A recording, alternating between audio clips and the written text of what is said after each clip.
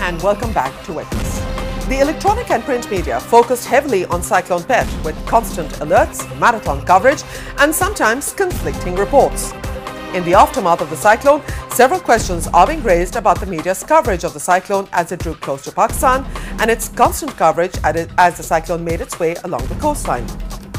There is perhaps little doubt that the media played a crucial element in raising awareness about Cyclone Pet. But did we stumble when the cyclone bypassed Karachi and Hyderabad? It can be argued that the media was somewhat myopic in its coverage, paying considerable attention to Karachi and other urban centres, and the media completely neglected other towns like KT Bandar, Thatta and Johi in Sindh, and towns in Balochistan including Gwadar, Juni and Pasni and Ormara, which were all very seriously affected. And when the storm bypassed Karachi, the media seemed to have dumped the story altogether. Have the Pakistani media become gluttons for body counts? Did the media lose interest when Pet didn't create a disastrous situation like Hurricane Quatrina had done in New Orleans? Should television news be following the adage, no visuals, no story? Well, joining me tonight in the studios is Executive Editor of the Express Tribune, Mohammad Ziauddin, and hopefully we'll be joined shortly on the telephone by well-known and renowned columnist Amna Jilani. But of course, we start a discussion with Mr. Ziauddin. Mr. Ziauddin, have we become a bloodthirsty lot that if there's no body count, we don't follow the story anymore? Well, I don't think so, Quatrina. See, when you are covering disaster and just multiple disasters, I mean, it's a job of the editor to find out which is the most important.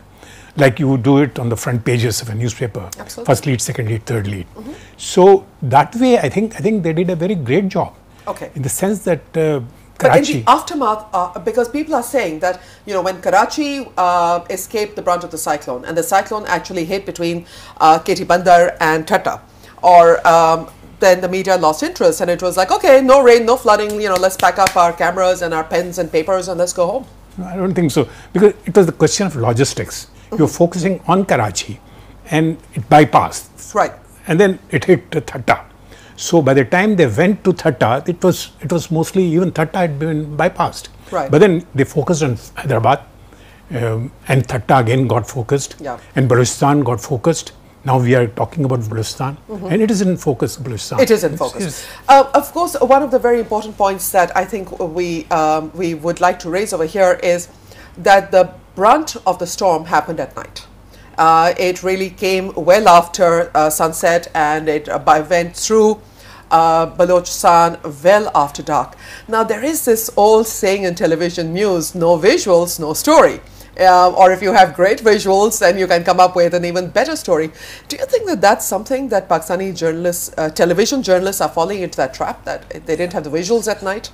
Well, it's a question of becoming wiser after the fact. See, okay, it happened at night, so there were no visuals, so there was no story. But I don't think that played it like that. You think that's an unfair criticism? Unfair, very unfair. I'm playing devil's advocate here. I feel that we should criticize ourselves as much as we criticize other people.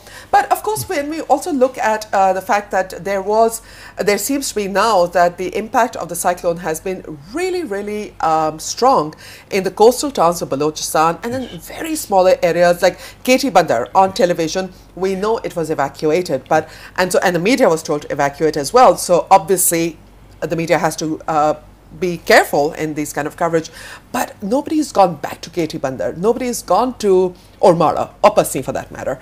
Logistics is a problem, but is that the only reason we haven't got coverage, or are we simply not interested in capacities? I mean, when you're talking about logistics, you're talking about capacities also. Do we have the capacity to do multiple disasters at one point? I don't think it's possible. By the time their focus was shifted from Karachi to KT Bandar, Balochistan had happened. They had to focus on Balochistan much more than KT Bandar. So they went to, and Balochistan is a disaster. Totally. We just talked to Senator Raisani and he was telling us that it's been terrible. Great disaster. We have to focus on Balochistan. And then IDPs, perhaps Pakistan is one country in the entire world today that in 1 year we had at least about 3 or 4 IDP situations.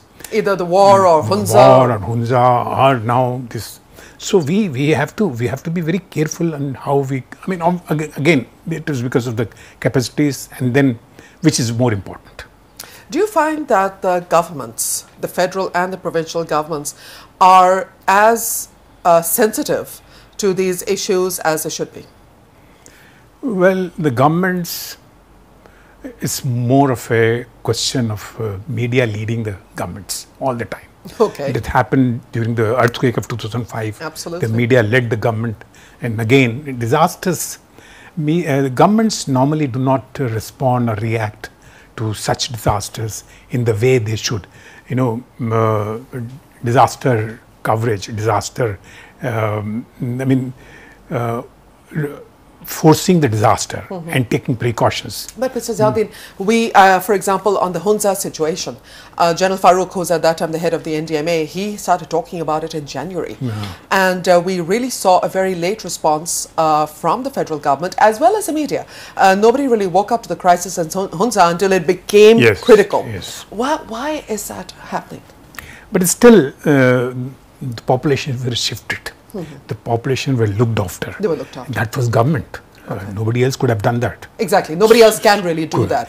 And there are no complaints except for a few concerns about whether the food was provided to them in time or shelter was provided to them in time. But food and shelter was provided.